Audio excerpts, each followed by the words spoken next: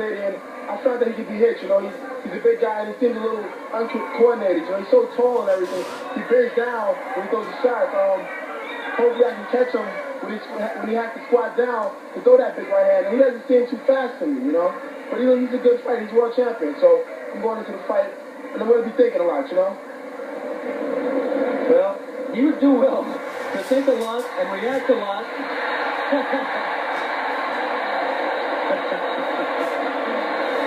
He does not look intimidated.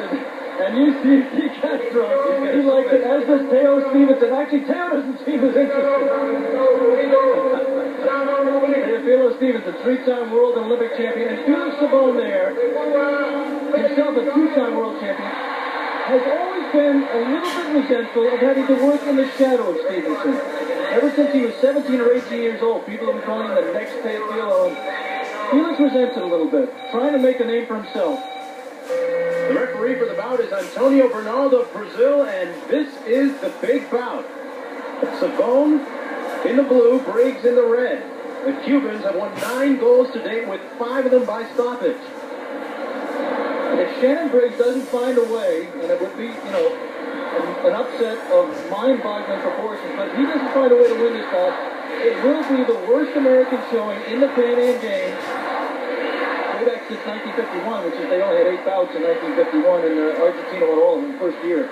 But since this really became the Pan Am Games as we know it, the least we've won, I believe, is 2. So far, only the one by Steve Johnston. Briggs missing with a couple of jabs. Savon pumping his left jab as well. Felix Savon in the blue of Cuba. When you see him, you know, you heard Shannon say he looks a little uncoordinated. He is not a fluid boxer.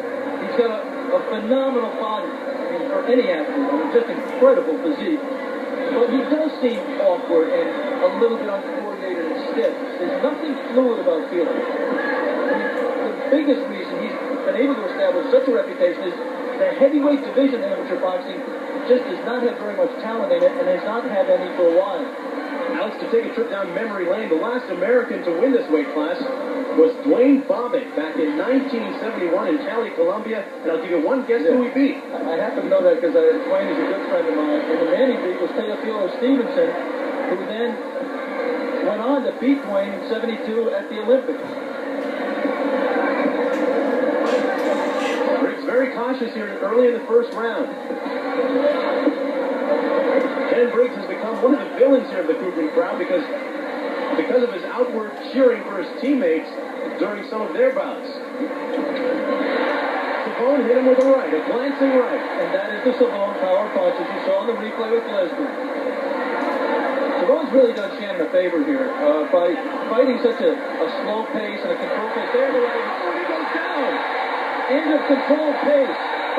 Hammer time in Havana. Shannon Briggs is in trouble. Yeah, he'll stop this. He says he's all right. Said he hit me on the elbow. Shannon did not put his gloves up, and they did not stop it. Felix Savon registers the first decisive blow of the bout. The decisive blow of the statement. Less than 30 seconds to go. And Briggs is out of it.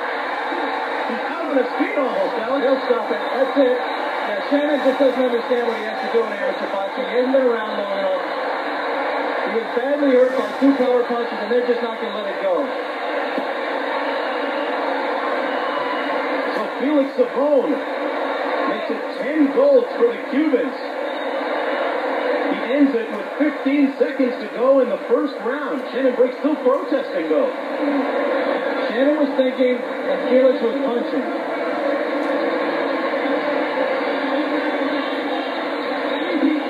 That is the 5th stoppage in the 11 finals so far by the Cubans. There's just been a phenomenal amount of